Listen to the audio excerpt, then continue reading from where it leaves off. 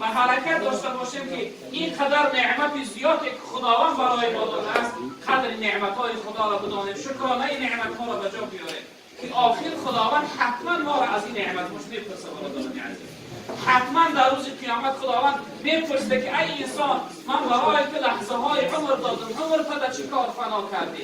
من برای تو علم دادم و علم چی عمل کردی؟ من برای تو مال دادم، مال تو در کجا صرف کردی؟ لحظه های جوانی تو در کجا صرف کردی؟ برادرای بزرگوار، نشود که ما و شما جواب نداشته باشیم. ما حتما در نزد خداوند خیزانده و پرسیده میشویم. حتما روز به خداوند ما ملاقات میکنیم. حتما روز خداوند ما را از این نعمت‌هاش، از این لحظه‌های حیات می‌پرسد. و همین خاطر ما و شما حرکت داشته باشیم، بنده‌های خوبی خدا باشیم. ببینید ما وقتی تاریخ می‌بینیم، هر دور و زمان نیک و بدی داشت. در زمان حضرت ابراهیم علیه السلام نمرود بود، در زمان حضرت موسی علیه السلام فرعون بود، در زمان رسول اکرم صلی الله علیه و آله ابو جهل بود.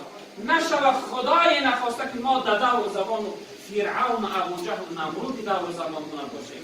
حرکت کنیم که باشه محمد دور زمان باشه. و تعبیر حضرت میگه که شاخه از شاخزار مصطفی، گل شو از باغ و بهار مصطفی، از بهارش رنگ بو باید گیری، بهره از خلق او باید. ما باید یک شاخه، یک نونهاد، یک نوده از شاخزار محمد مصطفی باشیم. جناب پیغمبر صلی الله علیه وسلم در زمان جاهلیت میگه چی وصف زیبا میگه؟ محمد امین، محمد صادق، محمد طاهر، محمد رحیم، محمد حکیم، محمد امانت نگهدار، یعنی ناخیانت.